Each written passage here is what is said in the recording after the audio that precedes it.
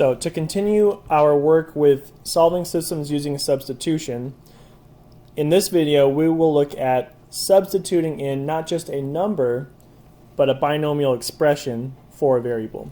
So in the previous notes we had equations like x equals 5, and that was very simple to use substitution with. You will see in this video it's going to be a little more challenging, but the actual process is basically the same. So first, just a reminder, the solution to a system of equations is the point where the lines intersect. Okay, so even though we're not graphing these equations, the solution still is the point where the lines would intersect if we did graph them. Okay, let's get to it. So remember, using substitution, what it means is we are taking an equivalent expression to a variable and putting it in for that variable in the other equation. So if we look at this first example, we have the equations 2x plus 4y equals 2 and the equation y equals x plus 5. So you can see our second equation is already solved for y, and we know that y is equal to the expression x plus 5 because that's what it says. It says y equals x plus 5. So we're going to take that expression x plus 5 and put it in the other equation for y, because y is equal to x plus 5. So here's what that looks like. We've got 2x plus 4, and instead of y, you're going to write the entire thing, x plus 5 equals 2.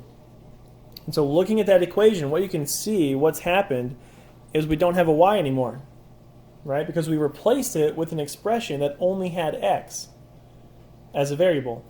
And so what this has done is it's turned our equation into a one variable equation which we can solve and get a number. So we're going to distribute here 2x plus 4x plus 20, 4 times 5 is 20, equals 2. We can combine these two, that's 6x plus 20 equals 2. Going to have to subtract the 20 here. And so 6x equals negative 18, divided by 6, and x equals negative 3. So we have solved that first equation, and we know that x equals negative 3. So in our solution, which is an ordered pair, we know that the x value is negative 3. However, we don't know the y value yet, right? What we do know is that y equals x plus 5. So we have to find our y value. So if y equals x plus 5, what we can do now is use the value we found for x in the previous step, x equals negative 3. We can plug that in right here. Y equals negative 3 plus 5, which is 2. So the solution here is negative 3, positive 2. So slightly more work than the previous video. However, once you find the first number, the second half here, this finding y, was pretty quick. Okay, let's try the next one. We have 5x minus 2y equals 8, and x equals 3y minus 1. Okay, so the second equation is already solved for x. X is equal to 3y minus 1. So we'll take that and plug it into the x in the other equation.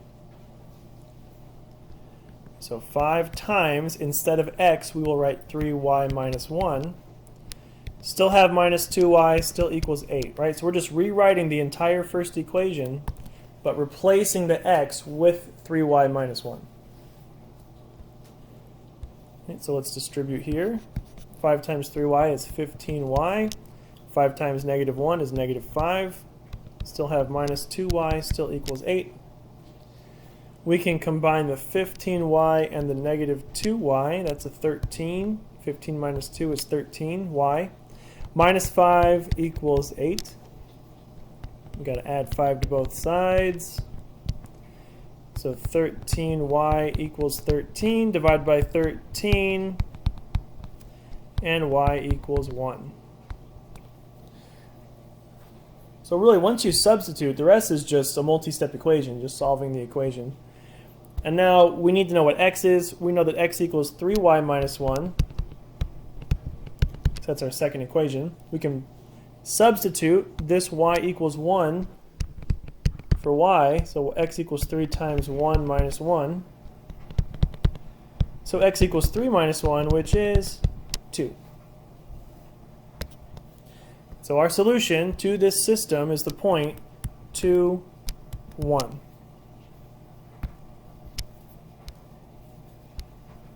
Okay, so take the expression that's solved for one of the variables into the other equation for that variable. Solve the equation you get. That gives you 1/2 of your solution. Plug that number back in, and really you can use either equation, but there's typically an easier choice. Plug that back in to one of the two equations. We chose the second one because it was already solved for x, and we got the value for x was 2. Okay, let's go to the next one. Here we have an equation already solved for y. Y equals negative 2x plus 3. So we'll take that negative 2x plus 3 and substitute it into the other equation for y, because y is equal to negative 2x plus 3. So negative 3x minus 4 times the negative 2x plus 3, right? Instead of y, we write that, equals negative 7. Don't forget, this is a negative 4 here. So when you distribute, make sure you include that negative sign. So negative 3x plus 8x, right? Negative 4 times negative 2 plus 8x minus 12 equals negative 7. Combine here. That's a 5x minus 12 equals negative 7. Add 12 to both sides. So 5x equals 5. 12 minus 7 is 5. Divide by 5 and we do get 1 for x. But we still need a y, so use that first equation, y equals negative 2x plus 3. We'll plug this 1 in right here where x is and solve. So y equals negative 2 plus 3, and so y equals 1 as well. So our solution is the point 1, 1. First we found x, we used that value to find y. You know, this is a little more work than the previous notes video, but the concept is the same. We have an expression that's equal to a variable. We take that expression and plug it in for that variable in the other equation and solve. That gives us half of our answer. Plug that back in and get the other half. Okay, x equals y minus 6. So we're going to take that y minus 6 and replace x with that in the other equation. So 5 times y minus 6 minus y equals 2. Distribute the 5. So 5y minus 30 minus y equals 2. We can combine the 5y and the negative y. 5 minus 1 is 4y minus 30 equals 2. Add 30 to both sides. 4y equals 32. Divide by 4 and y equals 8. But we still need x, right? So x we know is equal to y minus 6. So if y is 8, x is equal to 8 minus 6, which is 2. And that gives us our ordered pair of 2, right? Remember, x comes first. 2, 8. So there you have it.